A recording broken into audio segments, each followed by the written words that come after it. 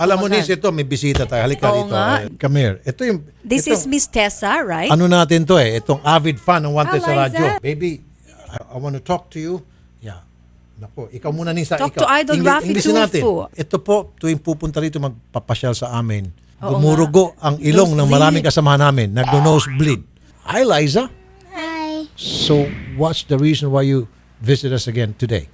This is your third time. Because To I visit. want to tell you. And what is it? Somebody hit me always. I want them to play beside the basketball court, but they don't like. Oh, they don't like to play basketball with you? And why is that? I want to bike outside. Oh, okay. Ngayon, kausapin natin si nanay. Mr. and Mrs. Lorenzo, magandang hapon. Salamat po sa pagbisita. Kayo po'y suki po namin at salamat po. Dinala niyo pong pinakabatang fan ng Wanted sa radyo. Kumusta na po kayo? Mayroon po kaming problema, sir. Kasi po yung aming harapan ng bahay. Bali na-action na po yun dati sa action sa text. Yung ginawa nilang basketball court yung aming harap. Ang problema po, sir, yung bola nila talagang sobrang nakaka-istorbo po kasi pumapasok sa amin, yung aso namin nagwawala. Okay. As in, yung anak namin gustong magbike sa labas, hindi Yung magbike. sinasabi niya, gusto niya magbike pero she can't ride a bike. Much Kasi that she lagi wants siyang to. natatamaan. Is that right? Is that true?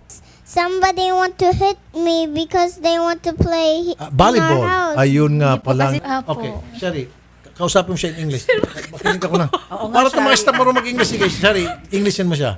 Somebody, Hit me because I can't bike. she can't ride the bike because somebody is playing Ball. outside your house. Okay na, sige na. Marunong ka pala, Sherry.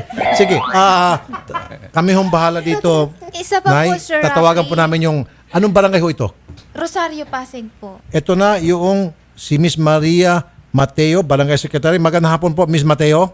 Yes po, magandang hapon po. Ma'am, nilapit na sa amin dati yung reklamo tungkol sa basketball court dyan sa lugar ninyo at na-action na nyo naman po in fairness. Kaya lang po, bumabalik na naman itong mga complaint namin dati na ikinumbert daw po sa volleyball court. Ito pong bata, anak nila, gusto mong maglaro, hindi makapaglaro dahil nga po natatakot, natatamaan po ng bola.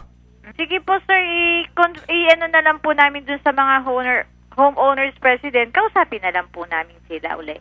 Ayun, sige po. Madam, kaya na pong bahala, madam ha? Sige po sir. Sobrang thank you. Palakpakan mo si Miss Maria Mateo, yung Barangay Secretary. Ito ma'am, pinapalakpakan namin kayo. Sige po. God bless po ma'am. Okay po, thank you, Thank you po. Samahan ko kayo ni Sherry. Siya nung bahala. Maraming salamat. Okay, thank you ha. You want to say something to any of the staff? Hindi, Odette, halika rito. Ang gusto ko marinig si Odette. Kasi Si Odette, sige, nung pumunta Odette. kami sa Dubai, si Odette yung taga, Siya ba yung... kinakausap niya yung mga ano doon, Arabo. Odette, mapapalaban ka dito. Sige. Para matuto tayo mag-English dito, buti nga. Talk to Miss Odette. Sige. Baby Liza. Hi, baby Liza. Sige. Hello. How are you? I'm okay. Okay, sige. Sige, Odette, yun lang alam mo? Yun lang, sir. Sige. Thank Alright. you, Baby Liza. Sige, thank you. Bye-bye.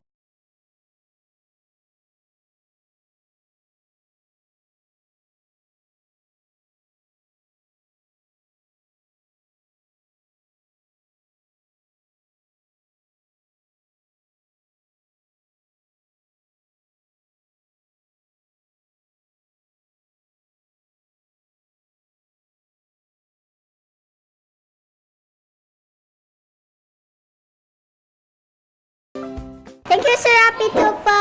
I love you. Now I'm gonna play outside with my bike. Thank you very much po.